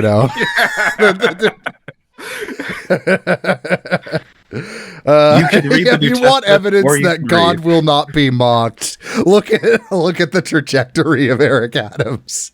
If you have ever wanted to have like hard, solid scientific evidence that hubris has cosmic results, look no further than the journey of one Eric Adams. He also said he has firm belief in reincarnation. He believes that in a previous life he was an ancient Sumerian king. I know Eric Adams wasn't a Sumerian king in his past life because he didn't forgive any debt, right? He didn't do that. No, he didn't. He did not forgive any debt at all. He's not a very good king. You could argue that he probably would go down as one of the worst kings of all time if he was an actual Sumerian king. He wouldn't have maintained his power. The creditors would have taken over. Yeah, he would have. He may go down as like one of the worst kings of the ancient Near East. So bad his name might just be scored from the record of history for how bad he handled not forgiving debts and not sinking an entire maybe he was a Sumerian king in a past life and he caused the Bronze Age collapse. Oh my god. Oh my god. I think we found a new conspiracy theory to believe after the Turkish thing. We found it. Oh my god. We did. Yeah, Adams is not a good mayor. He's strange. He brought a RoboCop to the NYPD. Oh, right. It kind of looks like a giant egg on wheels. There's something called Fishgate. Fishgate. Adams has said, I'm a vegan, right? The thing is, he became a vegan, because he was experiencing, diabetic symptoms. Right. So it was like, oh, okay, yeah. Well, this times like, probably should, at this point in your life, start to shed, eating red meat, red meat, that like those kinds of proteins, fats, all that kind of stuff, right? Yeah. Yeah. Not for, not for philosophical reasons, but like, yeah, I probably should focus on another dietary trait. The issue is that he's always eating fish, which is not vegan. That's pescatarian. Yeah, that's not vegan. He is constantly seen eating fish all the time. In response to this, he has said, "What are you, the food police?" He drove on a sidewalk in his 2021 campaign in front of a bunch of journalists to get past a traffic jam, which is, illegal. You can't do that. Yeah, also traffic jam in New York. No way. No way. No way. There's the whole rat thing, which of course, as scions of Pizza Rat, we cannot defend this. I cannot in good conscience throw my brother Pizza Rat under the bus. No. He has done nothing wrong. He's simply a family man trying to feed his thousands and thousands of tiny rat children. And this is blatant bigotry by the mayor. Also, the mayor's like, not even including the other corruption scandals. This is the guy who, for almost a year, defunded the public library system to the point where it had to close on Sunday. This was a whole thing that we were dealing with. That the budget the budget plan for the New York Public Library was so stripped down, it had to close. There wouldn't be staff to open and maintain the buildings on Sunday, which is crazy for a library. Yeah, truly. Especially a library. I remember going to, tons of libraries, the New York Public Libraries on the weekends as a kid. Mm-hmm. It's kind of one of the foremost. Going to a library as a kid is a really important part of building up your own knowledge base, of having your own interests and being able to then go and read about those things and having all these resources before, even with the internet, the libraries are still important because it's a place where you don't have the distractions that the internet presents. You just sit down and focus on on reading, on books, which if that's something that matters to you, that's really important. And it's important that you kids have a place to read. And they don't have that if they're not able to read on if they're not able to go to the library on the weekends. Cool, Eric Adams. There's of course probably everyone here has at least, if you've been on Twitter, you've been able to see that there was there have been issues with the Metro cops in the subway that Adams has got the bat for constantly, because again, he touts himself as I'm a tough on crime moderate Democrat. And I'm a former cop too, so I'm always I always back the blue, regardless of anything that has regardless of any controversy. He's always found a way to make himself seem more bizarre. In terms of just the mayor of Des Moines, Democrat or Republican? I don't know off the top of my head. The mayor's Democrat, Connie Boson. Yeah, I would have guessed because Des Moines is a blue spot, and overall, it's a pretty the red pale state. Blue dot. Yeah, and typically what you have in most states, in most big cities that have a blue mayor, most people hate them, especially those from a more left-wing quarter. They're pretty bad. But Eric Adams is kind of egregious for being so bizarre in his mannerisms and the way that he delivers things. Yeah, that it's kind of helpful because it's highlighted, he's also a bad mayor. He's very bad at this. Even discounting the Turkish political issues. There were issues around the first 100 days of his into his tenure. There was a big apartment fire in the Bronx that killed 17 people, and his administration was criticized for having really, really slow response for disaster relief for the people that were affected by their apartment burning down. And that was just the first sign of of this. So we're not even talking about like the way that he's handled migrants in the city. He's handled that terribly. Yeah. He's handled that terribly. That's not helped by his rhetoric. That's not helped by the overall trend that the Democrats are, like fully embracing this election cycle. But even then, like he's preceded that. He's always been bad at this. He also said that he would take his first salary in Bitcoin. The first year of salary in Bitcoin. I don't know if that's still the case. I hope it is, because that means I hope so, he's not been able to actually get paid. That would be great. I hope that's the case. Yeah. It's like, no, I'm the crypto mayor, guys. Don't worry.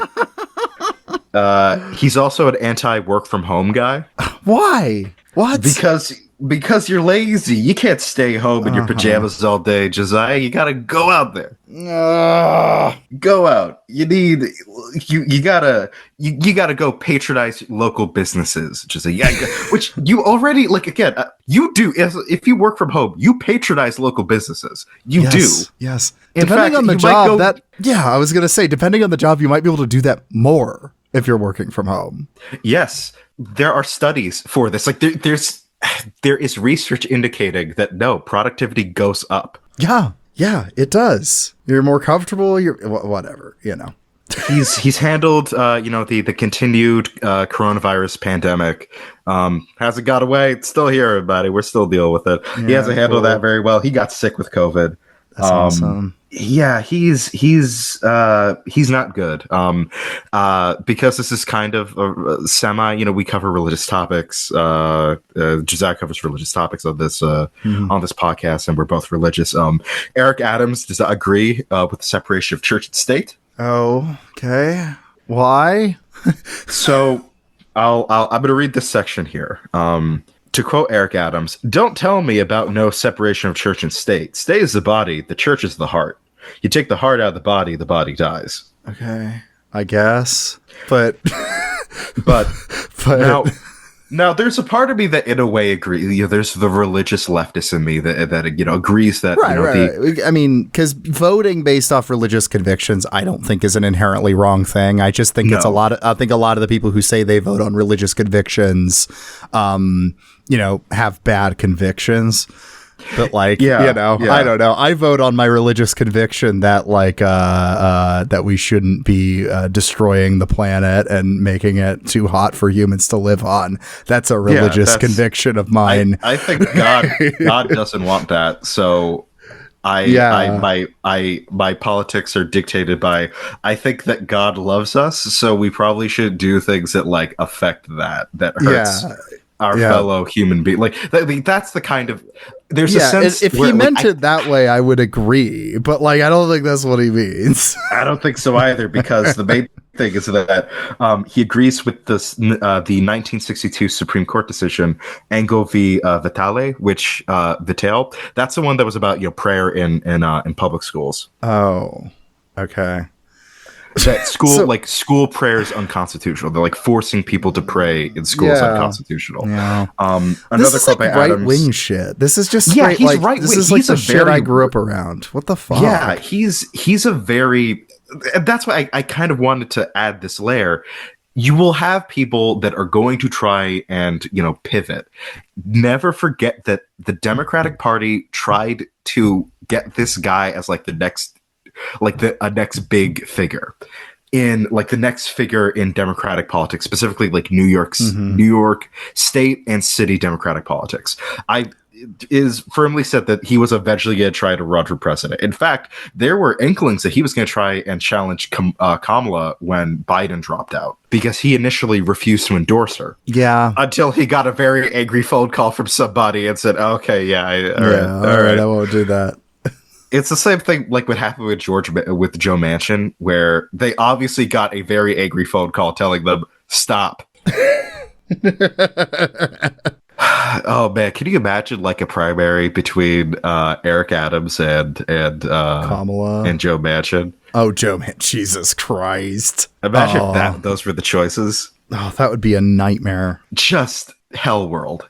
As if we're not already in one. But this quote that Adams said about that Supreme Court decision, when we took prayers out of schools, guns came into schools. That's not true. What are you talking about, Eric? Whoa, Eric, that what are you is talking about, man? Fucking transcendent centrism. You know what I mean? Like, it's that's perfect because it's anti-gun and it's pro-religion in schools, pro-prayer, leading prayer in schools. You know, he's triangulating in unfathomable ways. He is. If you look up, like, if you're familiar with like the internet political compass, you look at the center of that. There's a picture of Eric Adams' face right there. Yeah. Just therein lies some of the most insane things that you have ever heard from someone trying to, again, like, say that they're a Democrat. It's crazy. He also tried to. He has come into conflict with the city council pretty often. He claimed that, like, he came into conflict because they were trying to pass programs, housing vouchers for homeless families. Because there's another push, within the city to create more, subsidized and affordable housing. Because New York is really, really, really expensive to live in. So trying to do something to ease that, this housing crisis.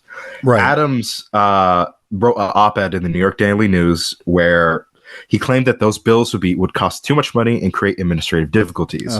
They then responded in a series of annotations to the op-ed, calling the mayor's arguments wrong, misleading, gaslighting, and alternative facts. Yeah, that sounds about right. Yeah. So he's come into conflict with the city council pretty often. He's come into conflict with, like we said before, with issues around the Supreme Court, their Supreme Court decisions that he has, issues with.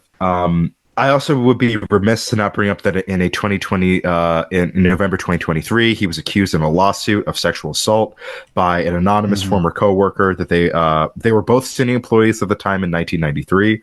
He denied that accusation, claiming that he didn't even know who the accuser was. And if they had ever met, that they don't recall. The lawsuit accused Adams of battery, employment discrimination based on gender or sex, retaliation, a hostile work environment, and intentional infliction of emotional distress. That is, as I understand, still ongoing. Yeah. Yep.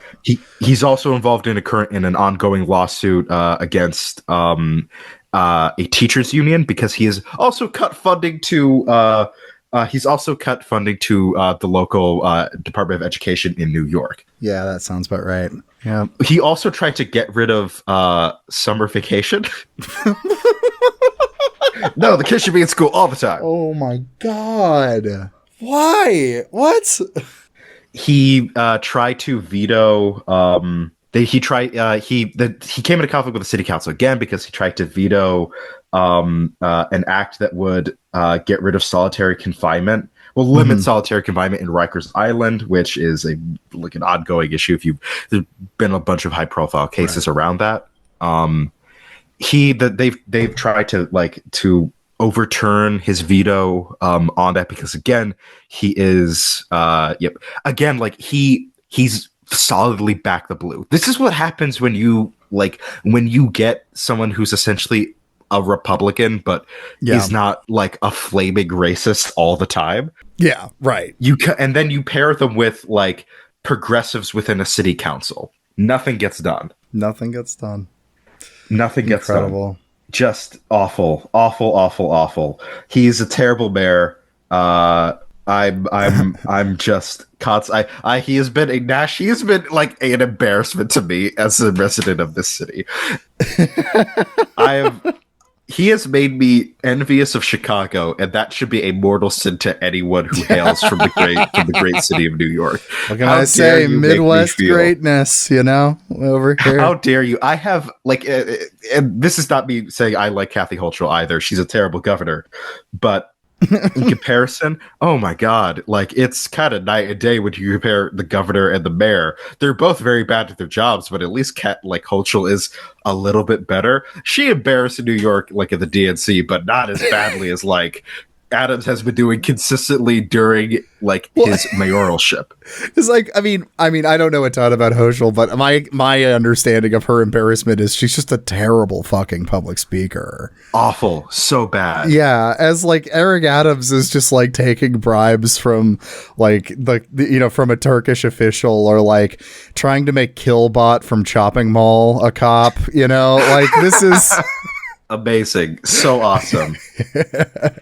Oh man, he's also a Freemason. For whoever, if anyone wants to dig that into, I don't think that matters. But that if you want to make a Masonic plot, I mean, go ahead, you've got that. Yeah.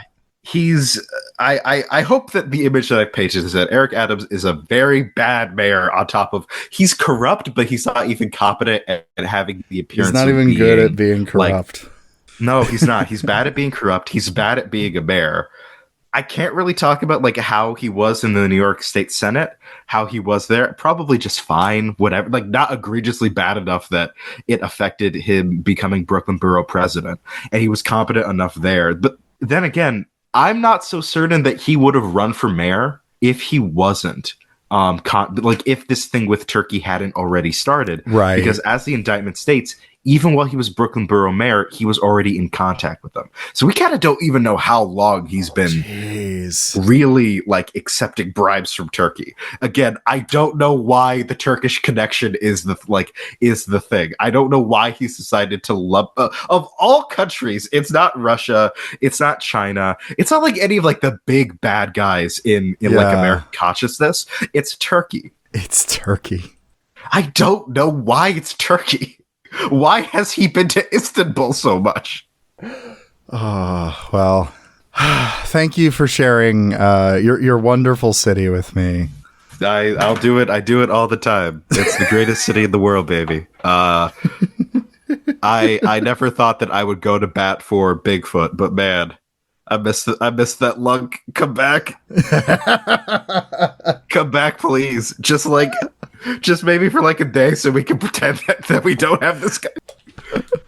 Oh my god. Well, before we wrap up here, Jackal, is there anything you want to plug or anything like that? Or...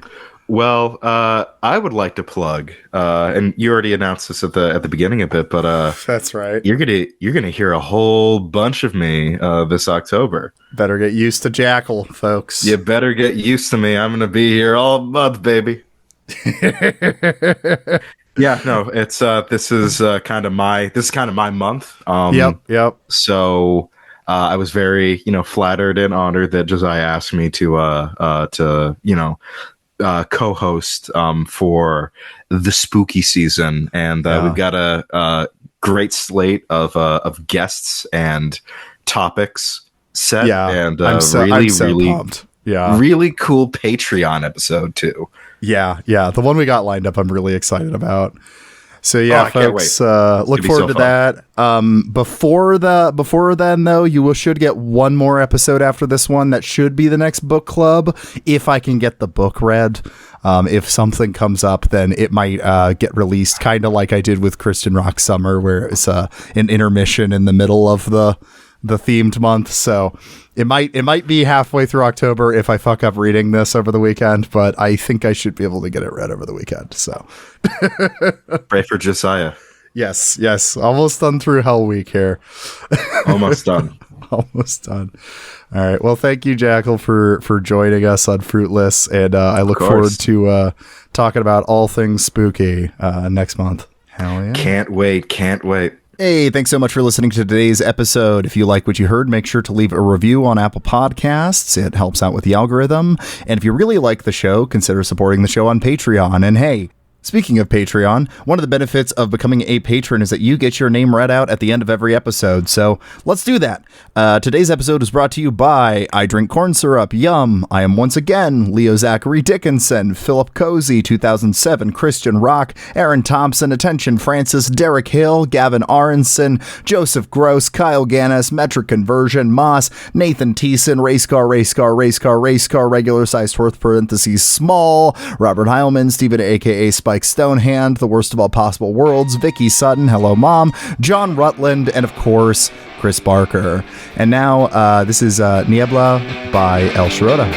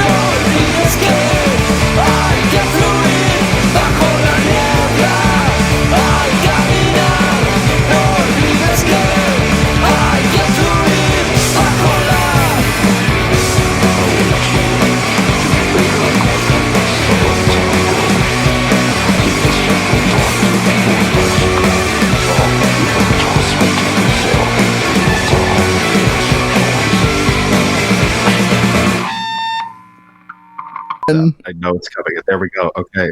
It wasn't a surprise. I was prepared for it. Yes. I'm so happy. I'm so happy with myself. I didn't get jump scared by the computer. Okay.